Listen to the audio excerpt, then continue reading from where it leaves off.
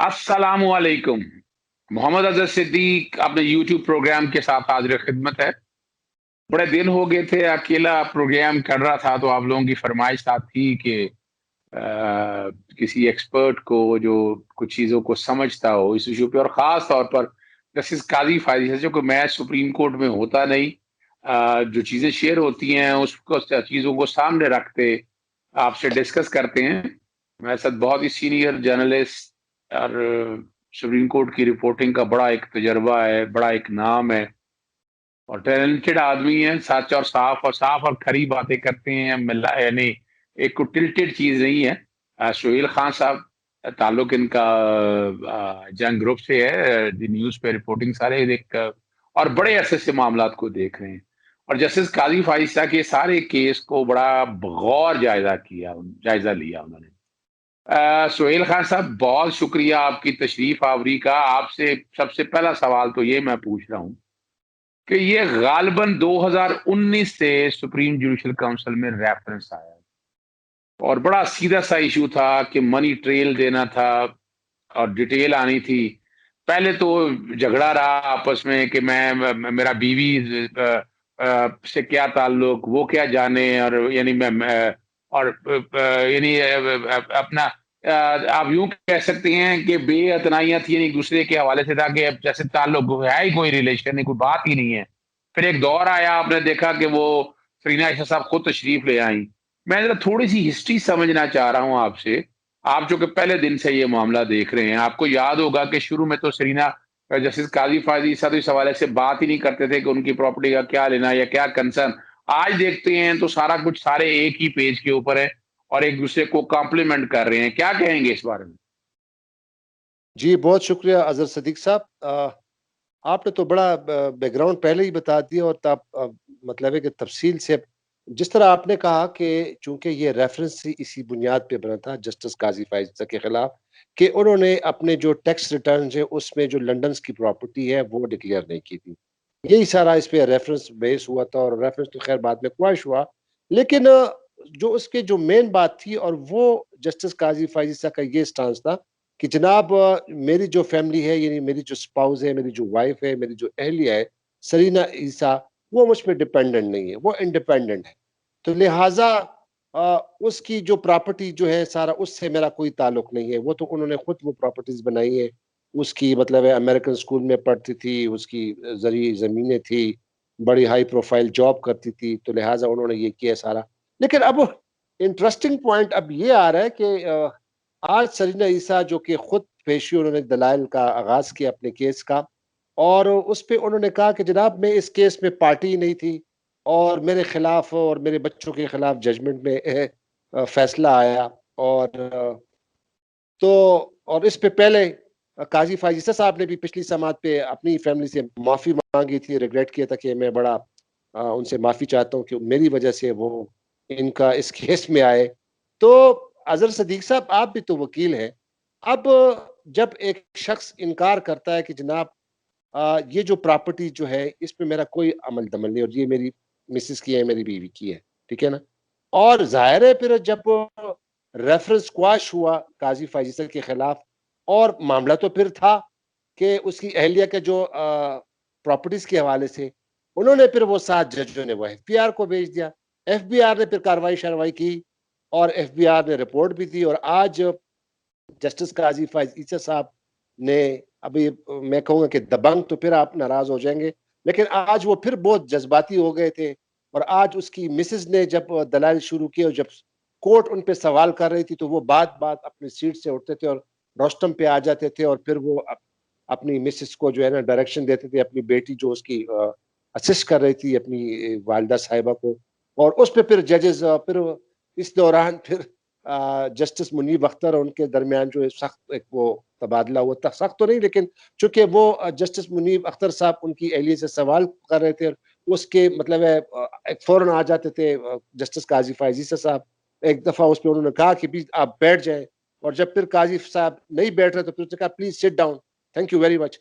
तो ये जो आपने जो सवाल किया, तो अब ज़ाहिर है केस तो उसका बनता था मिस सरीना ईसा का। क्योंकि वो कह रही कि जनाब मैं डायरेक्ट पार्टी नहीं थी और आज जो एक और जो अहम बात थी, आज फिर काजी फैजी साहब ने थोड़ा पास्ट में गए, उसने कहा कि जून 2020 में जो फरूक नसीम ने जो बयानात दिए थे और कहा था कि जनाब जब एक शख्स फोत हो जाता है तो उसकी बीवी जो है ना वो बिल्कुल सत्ती हो जाती है और उसकी बीवी का फिर वजूद जो है ना वो नहीं होता, तो उस पर उन्होंने कहा कि ये जनाब उन्होंने खवातीन की तजलील की और उसने इस पे तो फिर कोर्ट ने कहा अच्छा, कि मैं जनाब हमारा यहाँ सुनील साहब आपको रोक रहा हूँ। इस सारे मामले में आप देखते आए हैं, क्या नजरसानी की दरखास्त में इतनी इजाजत दी जाती है बोलने की? जो जो कुछ हो रहा है सारे में, पूरी री हियरिंग हो रही है। मुझे, आपको याद होगा, मुझे भी याद है, सरीना ईसा साहबा अगर पार्टी नहीं थी तो बाकायदा कोर्ट में आई और उन्होंने अपने दलाइल दिए, वीडियो लिंक पे या गालपन, ये सारी बातें और रिकॉर्ड पे तो हमारा सामने मौजूद है। और बाकायदा वो चीजें, सारा कुछ रिकॉर्ड मंगवाया गया, इनकी मौजूदगी में मंगवाया गया। और उसी के सामने, और कोई उनके खिलाफ कोई ऑर्डर तो ऐसा पास हुआ नहीं है। उसकी एक बुनियादी वजह है कि हम आपस में जब डिस्कस कर रहे होते हैं, आपने सारे मामला में देखा है कि जो जितने सुप्रीम कोर्ट में केस आए हैं कि पब्लिक ऑफिस होल्डर के हवाले से। अच्छा, एक चीज और बताइएगा कि आप जरा यहाँ चलते चलते ये बताइएगा कि मिसेस सरीना ईसा ने जो कहती हैं कि मैंने स्कूल की इनकम थी, को प्रॉपर्टियां बेची थी, आज आपने महसूस किया कि वो डिक्लेयर की थी उस वक्त उन्हें वो सारी जायदादें अपनी इनकम टैक्स की रिटर्नों में या वेल्थ स्टेटमेंट में? अब वो तो एक एफबीआर ने बाकायदा रिपोर्ट भी दी है ना, कॉन्फिडेंशियल रिपोर्ट। आज उस काजी फाइजीसा साहब ने कहा भी कि जनाब वो प्रॉपर्टीज के हवाले से और उसके हवाले से जो रिपोर्ट जमा हुई है तो उसकी हमें कॉपी नहीं मिली। और फिर देखे ना, लेकिन अजहर सदीक साहब, इससे पहले कि मैं आपके सवाल का जवाब दूं, आपने जो सवाल किया है उसमें ही सवाल बनता है, और वो ये कि आप खुद वकील हैं और मैं आपको बता रहा हूं आप सुप्रीम कोर्ट में भी पेश होते हैं, हाई कोर्टों में भी पेश होते हैं। मुझे आप ये बताएं कि जज साहिबान एक वकील को इतनी राहत देते हैं, एक आम लिटिगेंट को इतनी राहत देते हैं? जो जस्टिस काजी फैज ईसा को इस केस में दिया गया, और अब उनकी फैमिली, उनकी जो मिसेज है, जो उनकी एहलिया सरीना ईसा और उनकी बेटी को, यानी आप अगर आज आप कोर्ट में होते हैं ना तो आप, मैं कहता हूं कि ना, जस्टिस काजी फैज ईसा चूंकि बिल्कुल एक बिल्कुल जज्बाती हो जाते थे, लेकिन कमाल है इन जज साहिबान का। और खासकर देखिए, जो उनके जो हक में उनके फैसला दिए थे जिन जस्टिस मकबूल वाकर, वो बार बार उनको कहते थे कि जनाब आप तहम्मुल से आप, ठीक है ना। वो बार बार जज, और जो जस्टिस उमर बंदयाल साहब है, वो भी उसको कहते हैं कि जनाब आप इतना शाउट ना करें, इतनी चीखें ना अदालत में, ये अदालत है आप, ठीक है ना। और तीसरी जो अहम बात है कि उनको जब वो उनकी अहलिया जब दलाइल दे रही थी तो जाहिर है, अब आप वकील हो, वकील तो बड़ा एक्सपर्ट होता है ना, वो बाकायदा अपने जो डॉक्यूमेंट से अपनी जो फाइलें वो एक सीक्वेंस में रखता है और उसको ये पता होता है कि जज की तरफ से जो जो सवाल आएगा तो उसके लिए रेडी रखता है। अब मिस सरीना ऐसा बेचारी तो वकील तो नहीं है ना, लेकिन वो आज वो दलाइल दे रही थी और उसके दरमियान जजेस उसको बाकायदा परसुएशन कर रहे थे कि ये करे, इस तरह करे, इस तरह करे, ठीक है ना। तो जितनी लेरेज और जितनी राय दी जा रही है जस्टिस काजी फाइज ईसा को, और जो उनकी अहलिया सरीना ईसा, और उन्होंने फिर बताया भी कि जी मैं तो वकील नहीं हूँ, माजरत चाहती हूँ अगर मैं गलती हूँ। तो मैं आपको बता रहा हूँ, क्या आम साइल को इतना रियायत दी जाती है कोर्ट के ये तो दौरान? आप सच बता रहे हैं, इसमें तो देखिए सुहेल साहब, ऐसा नहीं है। आप नजरसानी की दरखास्त में आपके कहा जाए तो इतना तो इतनी राय तो मैंने नहीं, मैंने नोटिस ऐसा किया है कि इस तरह की चीजें आप देखें ना यहाँ। अब जो मामला, अब सुप्रीम कोर्ट अब फैक्ट्स फाइंडिंग में जाना चाहती है नजरसानी के अंदर। अब बड़ी सीधी सी बात है कि ये मामला जब, यानी वो जो मामला भिजवा दिया हुआ है सुप्रीम जुडिशल काउंसिल के सामने, और बात बड़ा सिंपल सी इशू है। पब्लिक ऑफिस होल्डर, यानी ये कोई जूरिस्प्रूडेंस, शायद अगर ये कोई बदलने जाना चाह रहे हैं या चाह रहे हैं कि ये जूरिस्प्रूडेंस बदल दी जाए, और वो क्या जूरिस्प्रूडेंस बदलने की इजाजत दी जा सकती है? मिसाल के तौर पर छोटी सी बात अगर लें, आपने आज तक जितनी केसेस देखे हैं, हमने सब ने देखा है, मिसाल का कि अगर इनकम टैक्स की रिटर्नों के अंदर आपने डिक्लेयर भी कर दिया है और आप सोर्स नहीं बता सके वो पैसा कहाँ से आया है और किस तरह आया है। मिसाल के तौर पर अगर फॉरेन रेमिटेंस में पैसे थे, वो फॉरेन रेमिटेंस में पैसा कहाँ से आया? वो जो आपके पास पैसा जो फॉरेन रेमिटेंस अकाउंट के अंदर है, अगर आम आदमी, तो वो पैसा कहाँ से आया? वो डिक्लेयर किया आपने। डिक्लेयर अगर आपकी इनकम टैक्स की रिटर्नों में डिक्लेयर होता तो एफबीआर की रिपोर्ट आपकी फेवर में आनी थी। एफबीआर को क्या जरूरत थी ये सारी बातों को कहने की? और ये सवाल आज भी पूछा गया उनसे कि डिक्लेयर किया हुआ है। इस पर जस्टिस काजी फाइसा उठ के आगे 2014 के आगे फिर उन्होंने कहा कि उस वक्त तो रिटर्न फाइल नहीं की। अब देखें ना, अब यहाँ तक अब ये चीजें अगर वाकई आप इफ यू होल्ड ओनरशिप और अब अमूमन बात ये है कि जब आपने डिक्लेयर ना किया हो तो वो अनएक्सप्लेन्ड इन्वेस्टमेंट होती है, वो काला धन कहलाता है, वो ब्लैक मनी कहलाता है इनकम टैक्स लॉ के तहत भी।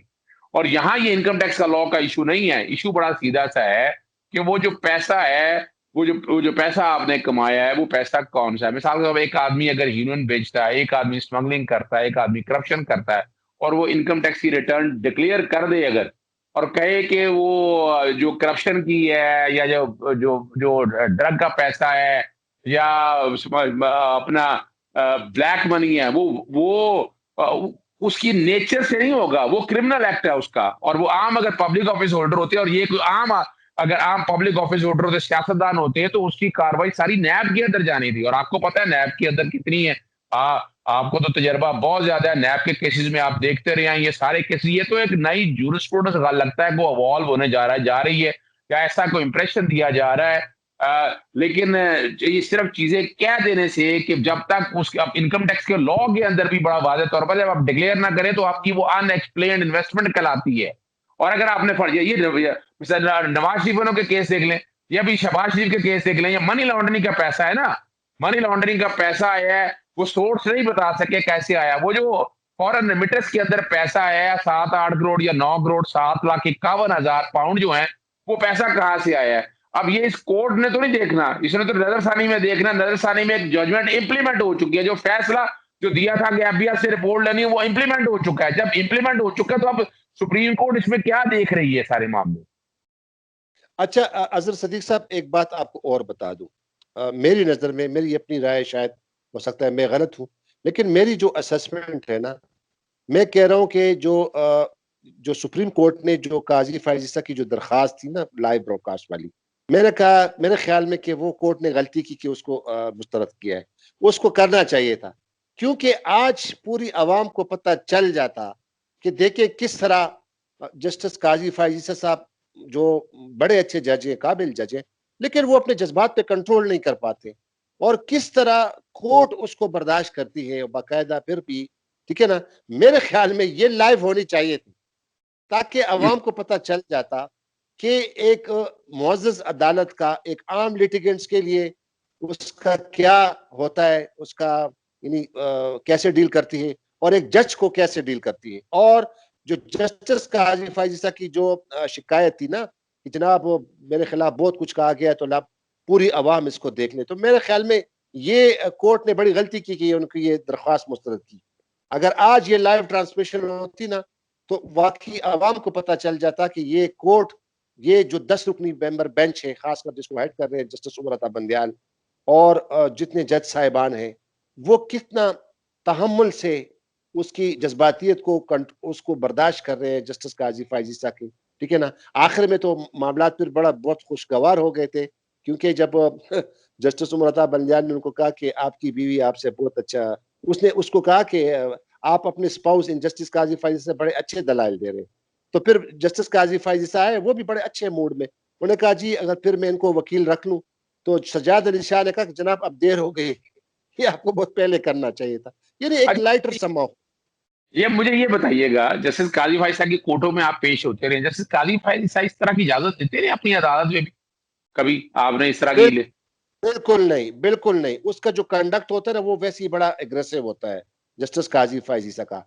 आपको याद आप तो नहीं होगा, लेकिन जो हमने जो उसके जो है ना, उसकी जो जजमेंट आई थी जो फैजाबाद धरने वाली, यकीन कीजिए अपना अजहर सदीक भाई, आप अखबारात देख लीजिए, मेरे तो यार कम से कम मेरी उंगलियां कसम खुदा की पॉइंट्स लिखते लिखते और फिर उसको टाइप करते करते, है ना, यानी उसकी इतनी। और जस्टिस काजी फाइज ईसा साहब, अल्लाह उसको जिंदा सलामत रखे, अच्छे जज हैं, बहुत ही अच्छे जज हैं, लेकिन चूंकि अब इस केस में उसका, चूंकि वो साइल बने हुए हैं, और जाहिर है जब उस पर एक बात बनी हुई है तो ठीक है, इंसान जज्बाती हो जाता है।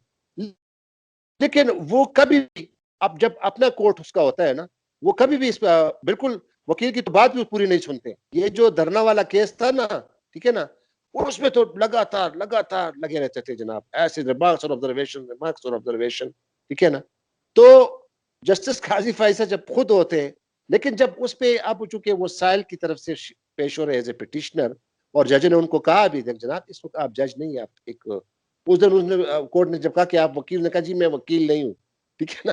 तो वो वो जो है ना अपना कोर्ट के, अपने कोर्ट के दौरान वो बड़े सख्त होते हैं, उसका लहजा थोड़ा सख्त होता है, वैसे नहीं कि यानी बुरे इस तरह आदमी के या कोई। आर्गुमेंट उन्होंने किए हैं, इस तरह की आर्गुमेंट की कभी इजाजत दी नहीं उन्होंने, ना होनी थी।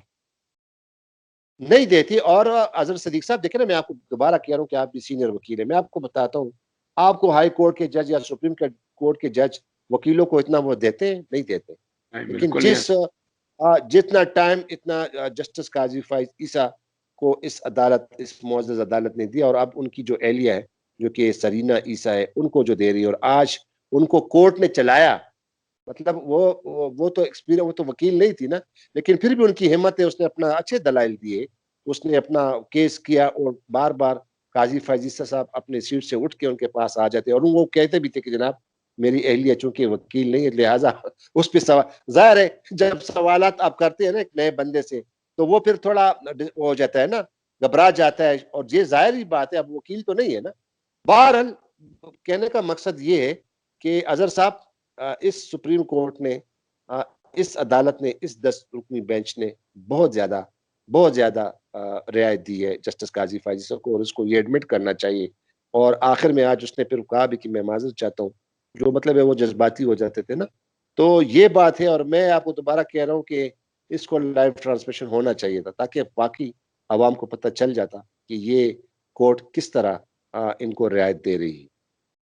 बहुत शुक्रिया आपका सोहेल साहब, बड़ी मजेदार और बड़ी डिफरेंट एंगल से गुफ्तगू हुई है। तो कलाम शायर बजुबान शायर, और हालात आपने सारे बता दिए हैं। आपने ये भी बता दिया कि बजाय ये कोई डिस्क्रिमिनेशन के हवाले से है जो कोई भी हो रहा है, और ये सारा जो कुछ भी है बकौल आप जैसे आप बताना चाह रहे हैं कि सारा सुप्रीम जुडिशल काउंसिल के नजरसानी के अंदर भी री हियरिंग के अंदर जिस तरह ये केस सुना जा रहा है, ये शायद केस इस तरह सुना नहीं जाना चाहिए, और ये इंप्रेशन जो है अच्छा डेवलप नहीं हो रहा है। इजाजत दीजिएगा। अस्सलाम वालेकुम, खुदा हाफिज, पाकिस्तान जिंदाबाद।